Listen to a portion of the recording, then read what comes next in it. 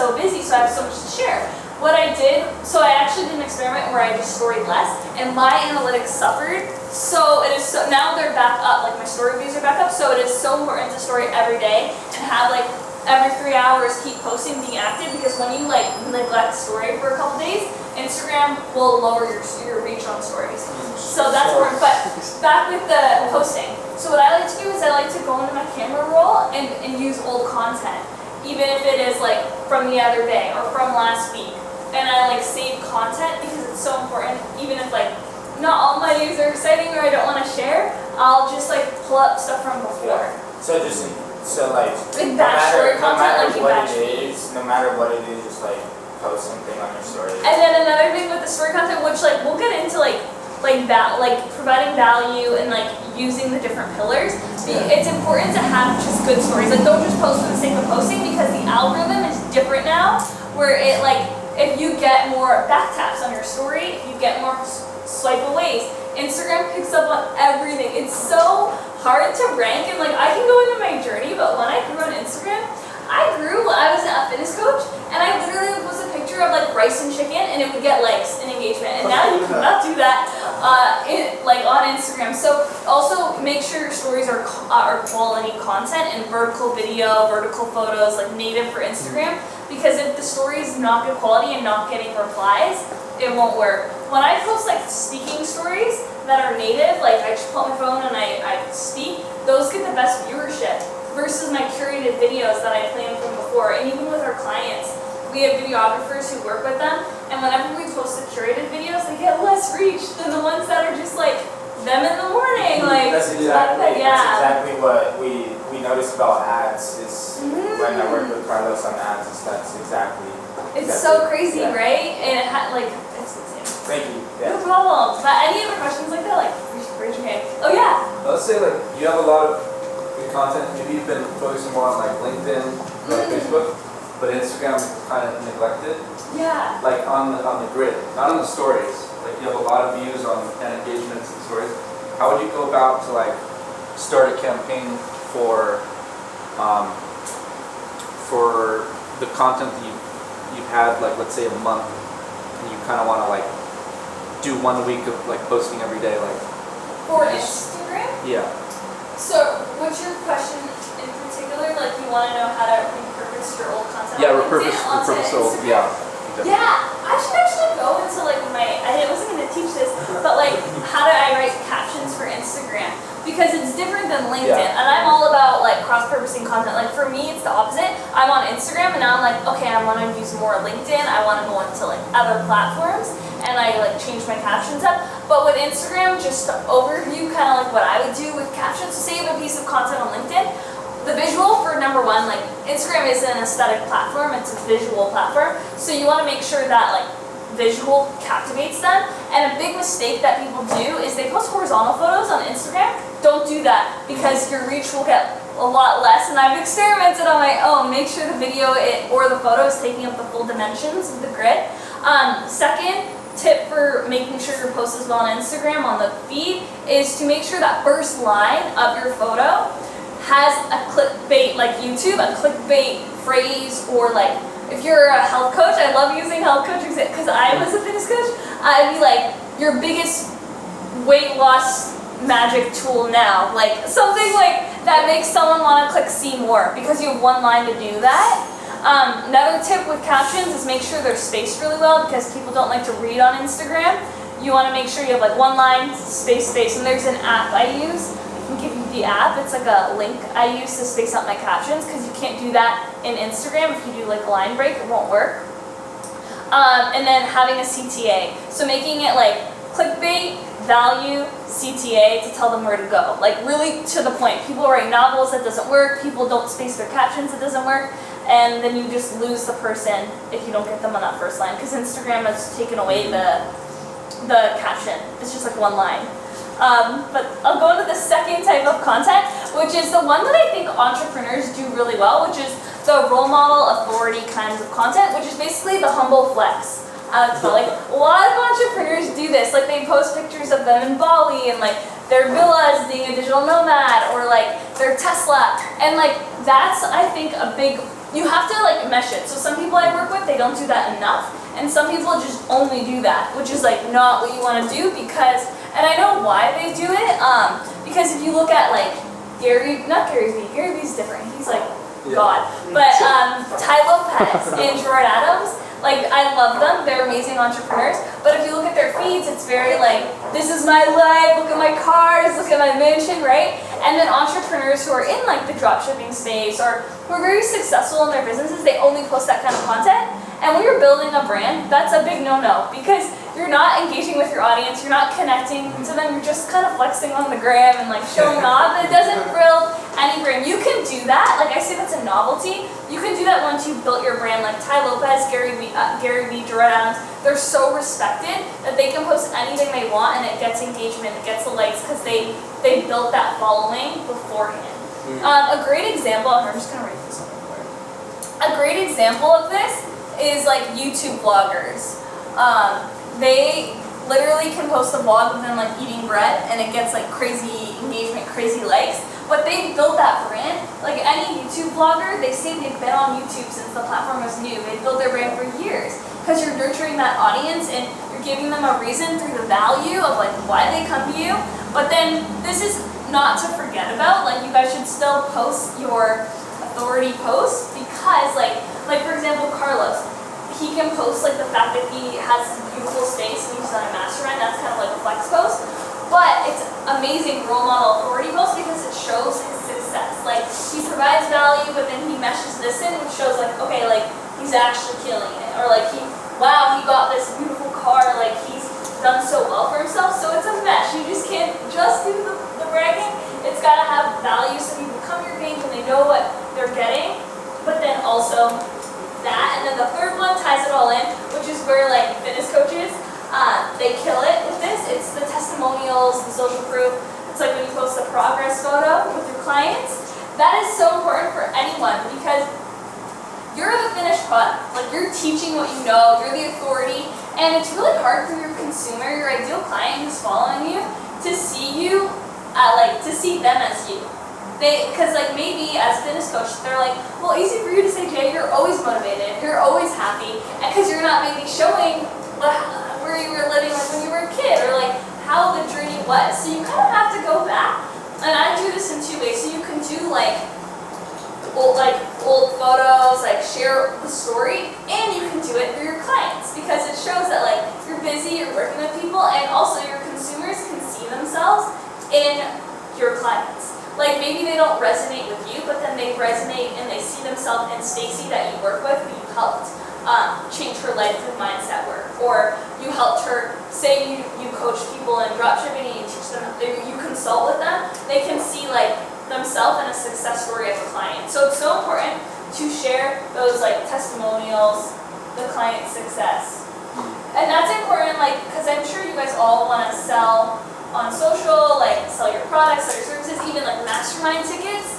Like if you're like after this, like you're probably gonna get everyone to do like testimonials and you're gonna share that in story. That's gonna be killer because like they maybe like someone following you might see someone else's takeaway and be like, holy shit, like I'm her, I need Carla. So that's why it's so important to do that kind of post. And also like on a personal note, so my best leads came from my vulnerable posts. Like when I shared like where I was before, or I shared like when I was in the fitness industry, when I shared like my befores, or like how I grew out of like where I was in my fitness journey. But then now, as I'm an entrepreneur, the people who followed me since I went from fitness coach, then I did brand consulting for other health and wellness coaches, and I helped them scale their businesses online. And then that went into just like mainstream consulting and influencer work where I worked with other brands. And then I moved to LA and I started a YouTube vlog sharing the ups and the downs of moving to LA from a small town and not having the funds to do so and having like people doubt me. I shared so many stories, and those people who have followed the journey from like there to like me now having a business in LA, those are like, the sale is done. Like there's no such thing as a sales call. They're just like, Aisha, you're the person I need to work with. And it's crazy.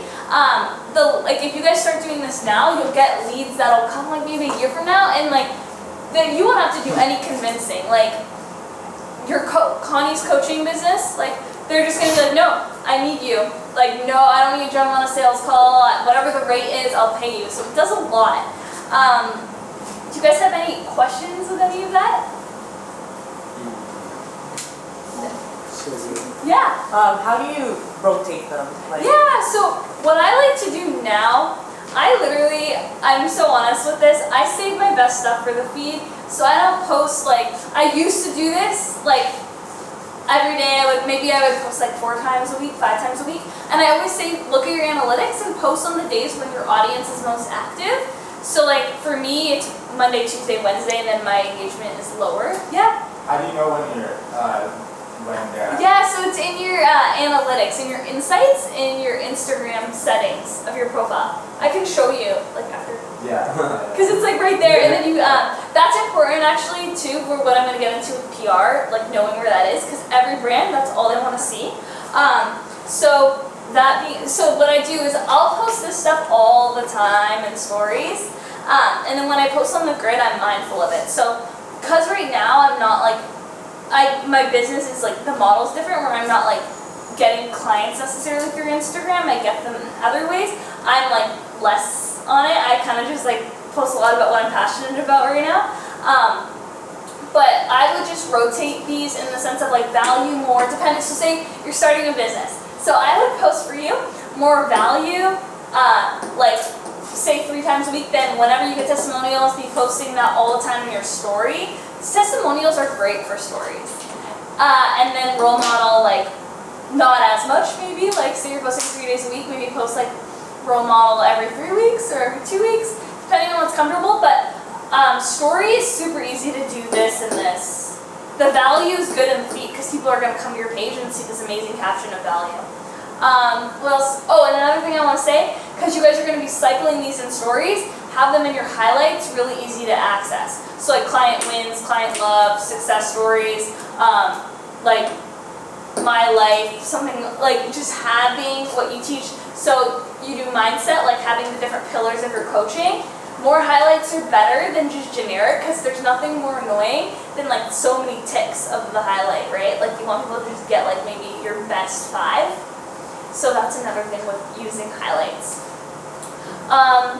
Yeah, so then the next element I want to go into is like, as you guys are cycling this, you guys can start, like you'll notice your engagement will change, and that's what you want, because engagement is what gets brand deals, engagement is what gets anything in the PR sense, which is awesome, because that's how you can like get a lot of free stuff, get paid for just being yourself. Troy Adams is like my favorite example to use, because he literally like gets villas sponsored. He's in like Greece 1 week, he's in Bali 1 week, and it's all sponsored villas. The brand deals he does are really aligned with brands. He does stuff with American Express and like high-level commercials, and brands pay money. They'll pay you $10,000 for a post if you have the engagement they want. And I think he has like 300,000 followers, so it's not like he's like millions. That's because brands are getting more sophisticated. They're not dumb. Like brands used to go with like millions of followers, but now brands are like, no, we want engagement. And there's a difference between having influence and having true influence. And I always say this to my clients. That's why I'm super selective in who I work with, because I would much rather work with someone with 50,000 followers where they actually have influence, and people, if they said, hey guys, come to my event, they'll actually show up, versus someone with 500,000 followers who no one gives a shit or like cares. So that's why, like where you guys are all at the stage to actually pitch yourself for PR, because you guys have true influence. You have people paying you guys for your services, and you can, I always say also to my where did he go? The client, oh there he is. My client in Beverly Hills who has the real estate, her brand deals that we pitch for her are very high level, because she like can convert on a higher ticket item. So brands always want to know, the key thing is like what's in it for them. That's like the main thing you want to just remember whenever you're talking to a brand. I work with brands firsthand with like Nike, Movement Watches, Bumble, Netflix, and it was all about like, okay, what can we get from you? And I actually had a meeting on Thursday with the company they do all the influencer marketing for Walmart, Sam's Club, Airbnb, Lyft, and Uber. And they said to me, we're only using influencers with 2,500 followers to 100K. So that's like all of us in here. So that's just saying like the trends are all micro. So macro influencers, they're either not going to get paid as much and they're just not going to be used as much. And I have like so many examples of that. Yeah. Why do you think that is? Like, do you think that they're just more like celebrities? Yeah, I can. Than influencers? I love these questions. So that's actually because they think about it. When there's like millions of people following them, like from a perspective, say I have this girl, she's an influencer, has 1 million followers, and she promotes a drink. And I have a question about that drink, like I want to know, okay, like how many grams of sugar is in it? I'm not probably going to DM her because I'm like, oh, she has 1 million followers, she's not going to answer me. And also their engagement is a lot less. So say they still get 30 comments, someone who has 50,000 followers but gets 30 comments, that's weighted higher anyway with the math of that. But that's like the huge mindset. Micro-influencers, it's almost like you may not live like, we're all micro-influencers and we have people who follow us in different states. But we respond to DMs, we connect and engage, so a brand likes that because say I'm promoting a product, like this watch, and someone has a question. I actually work with Movement, and some people ask me questions about like, oh, Aisha, how does it fit? Or like, I always reply. So it actually converts versus like these bigger influencers, they don't even give a shit. And they're a lot more vanilla in their marketing, so they just don't really serve a niche, which actually makes them not have a strong pull with their audience. Versus when you serve the niche of like dentists, like who said they work with only dentists? Yeah, so if another company wanted to work with you and they knew you work with dentists, they know that like whatever you say really resonates, like all the dentists listen to you. You hold the strong opinion to influence dentists, so they would work with you. It like makes more sense from a marketing standpoint. I'm actually working on a campaign right now, an influencer marketing campaign, and they were really specific with me. They were like, Aisha, we only want you to use macro influencers, like huge, we want 500K plus. And I tried to like tell the client my ideas behind it, but they're a company in Argentina, so they were just like, no, we only like want the bigger influencers from the US. And I'm seeing it firsthand with this campaign. Like, I have influencers that I manage that have 70,000 followers, and they have 10x the engagement that these influencers have. It's crazy when you look at the analytics. And another thing, yeah. Where can you pull up the analytics? Like, could you just... So they're in your insights with, like, in your settings. We should all like do that in your Instagram bio. Yeah. And like it always you can see your story views, you can see your swipe ups. Yeah. So I have a question. Just like, let's say if I was looking for like doing research on an influencer. Yeah. Like, what's the process you go through to make sure they're credible? Like, yeah. So there's softwares out there which a lot of agencies don't use. What I do is like, just because I've been in the industry and like that's my thing, like a lot of agencies will work with me to like get their influencers. I like can tell right off the bat, like if someone has good engagement, I'll like look into their brand, look into their copy, look at their comments, look at who's commenting, if it's forwards or more comments, if there's people who actually are resonating with the caption and it's relevant versus like a lot of, I hate to say this, but there's like a lot of like Instagram models. And they're the worst to use for campaigns because, like, there's a lot of guys just commenting like hot flames, and I'm like, why would I want this girl to sell watches when like all these guys are just following her for her like physique, right? So that's like really more wrapped up. But what I like to do too when I'm like figuring out if I want to use an influencer for a campaign, I'll just message them and ask them to screenshot their analytics, and then I can be like, okay, they get 8,000 story views and 2 swipe ups. Next person. And then it's also good to look at their brand and the types of content and the niche they're in, because because I know you're in e-com, so it depends on the products. Yeah. Yeah, so I feel like we can like talk about your products too after and like see what would be the best industry or like influencers to employ for that. And another thing where I really like for you guys that's I think relevant, not only brand deals, but I think events, because like imagine running an event like this and having like, I don't know, like a hotel or like a restaurant just give you the space for free. And then being like, and we're going to give you the food for free, because your network is so valuable and that's what you're going to pitch to the brand. So say my client, her name's Coach Kaylee on Instagram, we're doing a huge health and wellness summit. And it's going to be in November, and it's going to be 300 to 500 people. We should actually get you as a speaker. we should talk about that because it's going to be a huge event. She has 76,000 followers, and they're all, like a lot of them from New York, are going to fly out to LA to come to this health and wellness summit.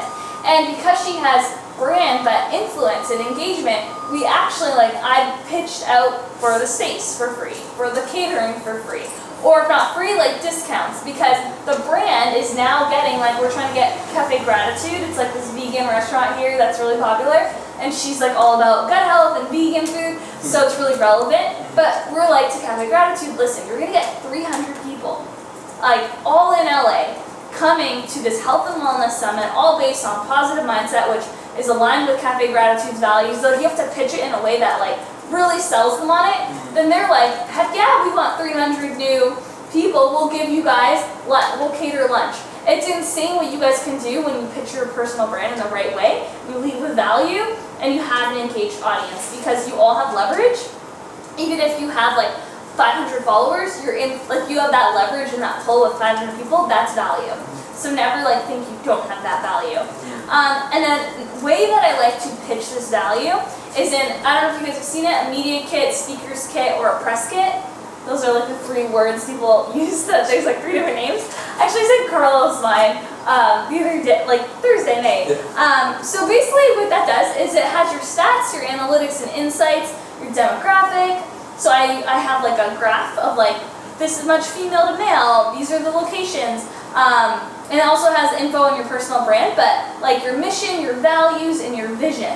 So that's important, because a brand, I started pitching myself to brands when I was 17, Wow. and I started my Instagram, I want to work with Nike, I'm in the fitness industry, I want free Nike Air Maxes, so I would do this.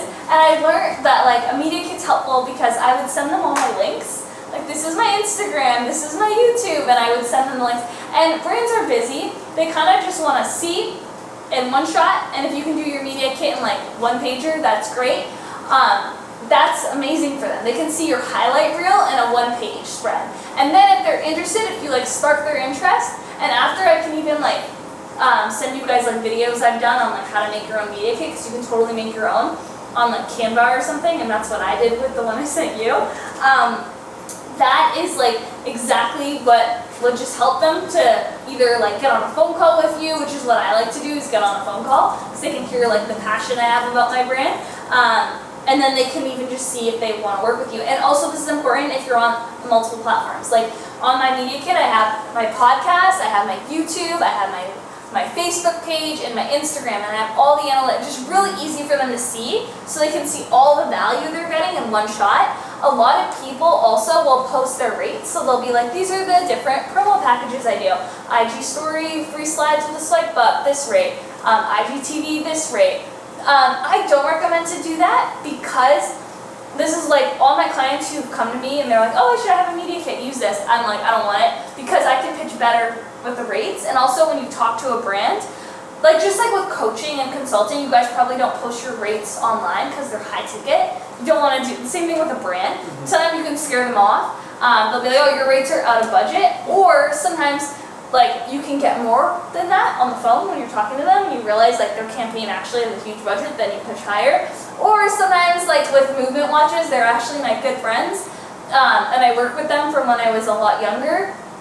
Now that I'm in LA, I'll go to their headquarters and they'll just give me product. And I just post for free for products, and they're just good friends of mine. But it's because I'll do that for that brand, because I actually believe in the brand and I love the people behind it. And they only actually pay influencers who are 500K and up right now, because the brand is so credible. So a lot of brands like Nike, they do that. I work with Nike in Toronto, and they will only pay celebrities, because the brand is at that level where it's just people will post anyway. They know they can just give you a product and you'll want to post. But I see value in that, because that's how you can nurture that relationship.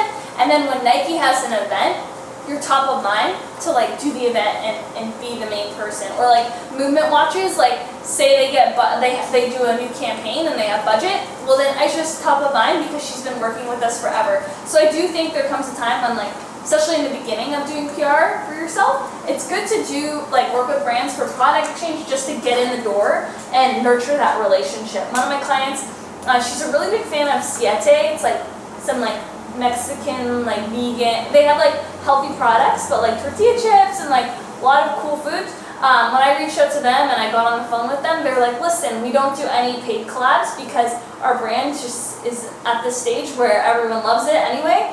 But she was like, I don't care, I still want to work with them for free because she wants to nurture that relationship and see what else can happen. So I do think there's value in that. Any other real? Oh yeah, so I was gonna say, like, just like with high level networking with a CEO, like, you know, when you guys Liv, I had Liv as an example, and she's not here, and I was like, she's a great example for this. So say you want to connect with a high-level entrepreneur. So Liv wanted to connect with Grant Cardone. She bought his services, she went to his conferences, she was trying to get his attention in ways that she's providing value, and that's the same thing with a brand.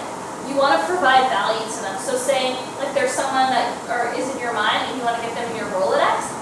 It's just like with relationship building, you have to nurture, provide value, and just make sure that you're like nurturing that relationship as much as possible, because opportunities can come out of that. But you have to come from that authentic place. I find like people are always in this like, what can I get from you? Or like, I just want this. But if you lead with like, okay, what can I offer you? Let's build this relationship. That actually, in my journey of like building up the PR side of what I'm doing, that's actually how I got into PR. Like I have there was always a social media marketing agency for personal brands, and then I just realized like my Rolodex of PR with like what I've done from when I was 17 in Toronto to like now being in LA, and through connecting with so many brand owners, I was like, wow, I can actually like help them scale their brands and connect influencers to different brands, and it was so organic. And now I'm like, okay, now I have to actually call myself a PR agency because I'm doing so much PR, but it was so organic.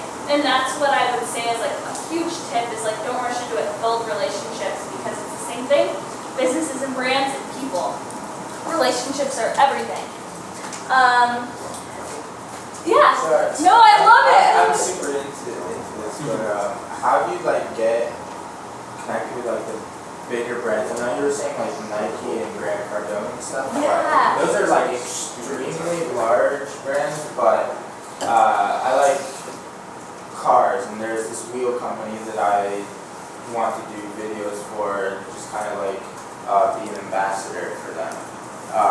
But you know, I can't be buying $1,000+ wheels every week to support them.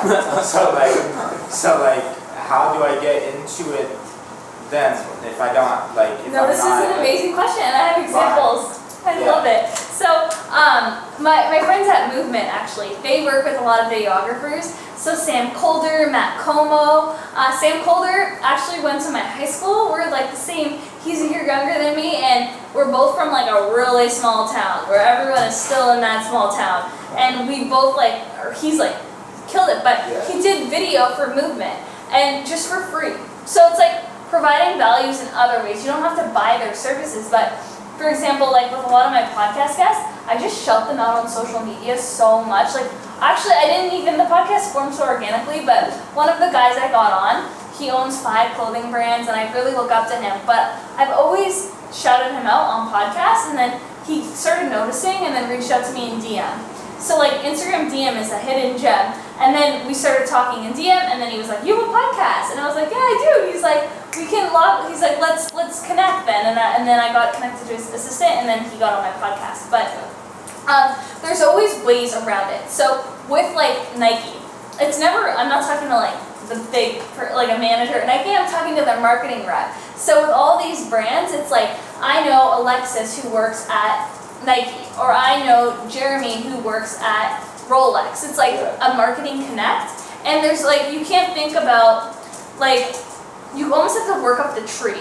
And I find like networking events work really well, because like already here I can connect you to people I know at Movement they're always looking for videographers, like always. But the way to capture, like Blake is my really good friend, he's the director of marketing. The way to get his attention is through making sick video that like is different from what they're doing, or it's like, it's something that is content they would like, but it's like a cool drone edit with the watch, and like it shows that you spent maybe like 12 hours doing a video, that'll get their attention. Yeah. You just have to think about different ways, and like even with like high-level CEOs, they all have books. So I know like a really common thing is like someone like Gary Vee, people will buy like cases and cases of empty wine or his new book to get his attention and be like, Gary, I just want like 10 minutes with you, and it works. But you kind of like the bigger the client, the bigger the connection. You have to think a little bit bigger versus like if it was someone who's like a smaller brand, it's easier to just like, I literally DM. Like Siete, to me it's like pretty small, even though it's like everywhere in all the stores here. I just DM'd and then I sent a really nice, that's another thing, never copy and paste your messages, because I think people can tell. Like when someone copies and pastes like, hey, do you do this? Like, on LinkedIn, it's so evident. It's so There's true. and it's high ticket stuff too. It's not you can even tell when You they know, just like it's like- change the name, because it's Exactly, not yeah. changed at the bottom. I've been I guilty hate of that. it. People can tell, but when you're doing your warm outreach, like I'll do in DM, I'll do a voice note, I'll freaking hop on video and be like, yo, I love your brand, like I do this, like I make it really warm. And that's what I did with like a big, Sante's pretty big, and like I did that and I got a message right away. And then that's so good because if you go straight to the source, so say you go PR at, I don't know, like, what's a brand? Adidas. Adidas, PR at Adidas or partnerships at adidas.com, that email is gonna go away, or it's gonna be like, it's not gonna get it. So that's what I always like know when a client tells me, like a client I work with is like, let's get a partnership with Celsius. I'm like, okay, let me get the marketing rep at Celsius. Let me work my way in. Oh, yeah. I love that product. Yeah, I it's know. good. I haven't You had wanna any of the pre-workout for like 3 years. You haven't? I'm so loyal to the brand. Like, It's so good. So a way to do that, like if you're, and also you can tell, like Celsius has a really nice Instagram, so there's probably a team who's on that Instagram. So what you would do is like DM Celsius, and I'm sure, because that Instagram is really active, and like if you shout them out, they double click and like your story. I know that there's a team on it, so I'll DM them and then I'll get a personal email. That's always what you want. So whenever I want a brand, I don't want like general at Celsius or customer service at Celsius. I want like Matt at Celsius.com or like Carlos at, like I want the a human. But also like away from these bigger brands, how do you target personal brands like Carlos or yourself or someone? Because like if I never knew you and I'm like, I like your content, I want to make content for you, I want to learn from you, then how do I like go through that? Yeah, no, that's so important because like that's how I built my business as well with the personal brands that I work with. And then when I get DMs, like if I get a DM, like when I moved to LA, a lot of people are like, Esha, how did you do it? Like if it's like, I love replying to messages that are just like a little bit like they actually took a little effort to write me a message. Like when I get someone who's like, listen, I'm so touched by your story, I watched your journey from here to here, I love that YouTube video you posted, because YouTube, I just started doing it because it's getting a lot of questions. I don't have a big channel at all, but it's just like people who want like to know the journey, they can watch it. And it like that hit me in like the feels, so then I reply to that right away, and I reply with a voice note. So if you want to connect with someone, personalize it. Why are you reaching out to Carlos? Like talk about something that's close to him, and if you follow him and love his brand, you'll know like, oh, Carlos has like this thing he's doing that means a lot, or like he's focusing on this. And a lot of CEOs I know, this is just like a thing I've noticed with some of my clients, they're writing books. And like getting a bestseller, you have to sell 12,000 copies. So like thinking outside the box, like thinking about like something you can do to help them, or especially with like I interviewed. Do you guys know Iconic? So I interviewed Mark Brazil. I was like so nervous. I actually had to come downtown LA, and I hate downtown LA because I'm like gives me anxiety with the parking. And I like where I'm from, like there's easy parking. So I was so nervous for this interview. I got there like super early, and I remember I got there like 10 minutes early, and I was like trying to time when I should go upstairs, and like I was just so nervous with that interview. But what was I gonna say about what he said in my podcast interview was that like they're busy. Like if someone messages me just a nice message, I'm like, oh my god, thank you so much. But he's really like he's kind of intimidating, and he's like a straight shooter. He said, you don't just like tell me you want to provide value and work with me. You like have to do something for him and like know the gaps in his business. So for example, he was looking for like his own what's that guy's D-Rock? You know Gary Vee, yeah, D-Rock? So Yeah. he was like actually seeking that, but you would only know that if you're like following his stories or picking up on some of the things he said. So then these two guys, like they did something outside the box to get his attention, and then they like made him a vlog, like a personal vlog with all the footage, and like they edited it really funny, and then they sent him the video, and they're like, I want to work for you. Like thinking like in ways that you can provide value to them without saying, what can I do to provide value? Because they don't, he said it in the podcast, he's like, he like dropped the F-bomb, he's like, I don't fucking have time to tell you like where you can add value, I don't know what you're good at, I don't know what you do. So you have to think about that for them. Do you have an example of someone that you want to reach out to?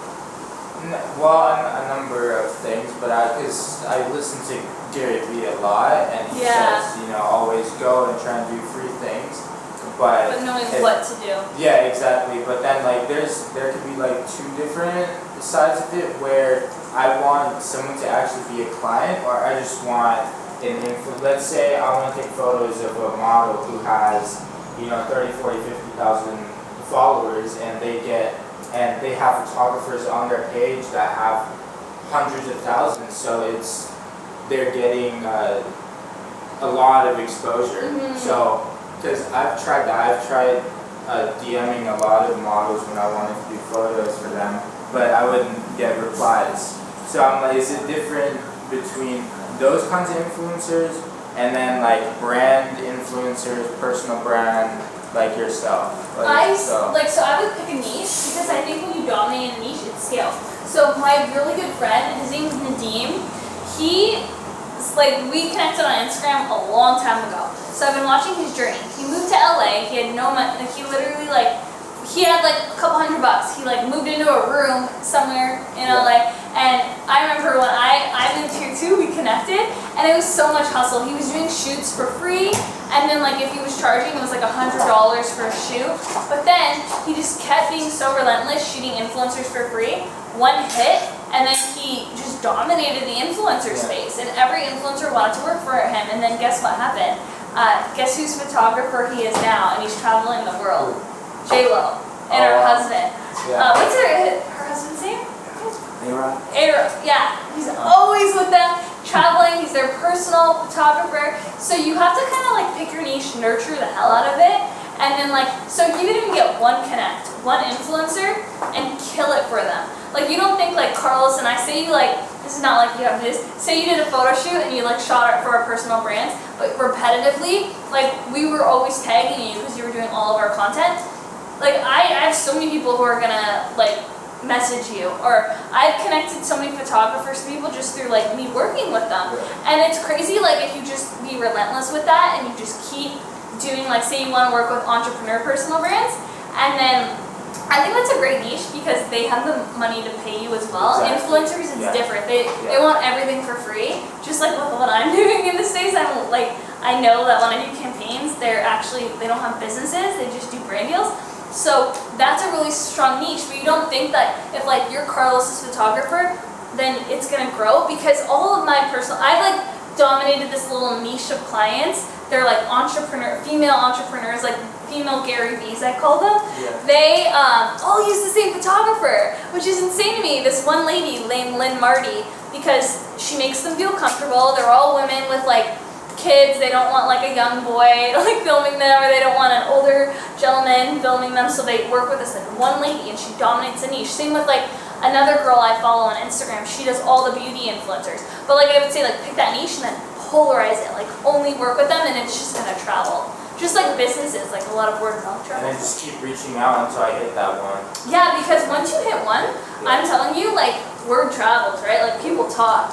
And then if you're doing good work, then you're gonna scale, because everyone's gonna be I want that. That's exactly how Nadeem scaled. He did really cool preset editing, the tones of his photos were so beautiful that everyone wanted to work with him. Yeah, so if I wanna, and have an edge. I would pick a niche and then be really good at that type of content, because all entrepreneurs are kind of in this niche, in the marketing niche, want similar content. But for example, Nadeem did the fitness industry, so he knew how those fitness girls wanted to get filmed and what they liked. So like knowing what the niche is, like the girl who does beauty knows that all of her clients shoot with product for all the photos. Okay. So like know that niche and like kill it for that niche. Like give them exactly the type of photos. Alright. Yeah. Anyone else have questions about that stuff? Because I feel like I hit all these. Just like another thing I want to say. So DM, we kind of touched on that, but DM is so valuable. Like, and then when you build your brand, so when you pair it with like a fire Instagram, like if you have a blue check, that's so much power because when you DM people, they answer. You guys are DMing right now and you're saying like, people aren't answering or like they don't see it. When you build your brand more too, and you are connected, like now that like we're all connected, people will see the associations. It's like LinkedIn, when you can see people's connections. Same thing with Instagram. People can see who you're connected with. If you have a photo, it's insane. And I really noticed this when I launched my podcast. I was, so far on my podcast, I'm so grateful that I've interviewed the founder of Movement Watches, Liquid IV, Dean Worthy's the founder of like 5 brands, just like Mark from Iconic. It's insane how many doors that opened in my DMs. Like, I checked my DMs one day and the owners of Feet Socks, they're this like really popular brand, they DM me and they're like, hey, you're interviewing all of our friends on the podcast, like, can we be next? It was insane, and it's just like the power of association and the power of like portraying those elements on your brand and showcasing that. Does anyone else have any questions? I feel like I hit all my points, but just be authentic, I guess, is like a end photo, and like note, because it's really crazy to me also when I met people who like, it's like when I moved to LA, I was like, oh my god, I saw this influencer that I followed forever, and then I met them and then they were just like not the exaggerated person they put themselves to be, and it was so sad to me because I've looked up to them for so long, and that, like in LA, man, that's like the biggest realization I've had since moving from like Canada to here and actually seeing influencers where I live. I live like always in Venice. I live in Playa Vista, and a lot of influencers that I follow are from Venice, and I see them around, and then they're not the same people, or they're like sad, and I'm like, why are you so happy on Instagram? So when you're the same person on and off, that does a lot too, because whenever I connect with people on Instagram, they're like, you're even nicer in person. So I'm definitely like, that's what I love, and if you do that, real recognizes real. Is that a Drake thing? I don't know. Yes. But like that's like, yeah, I'm Canadian, I gotta rep Drake. There we But go. Shit. that is like the key. So I have one more question. No, I love your question.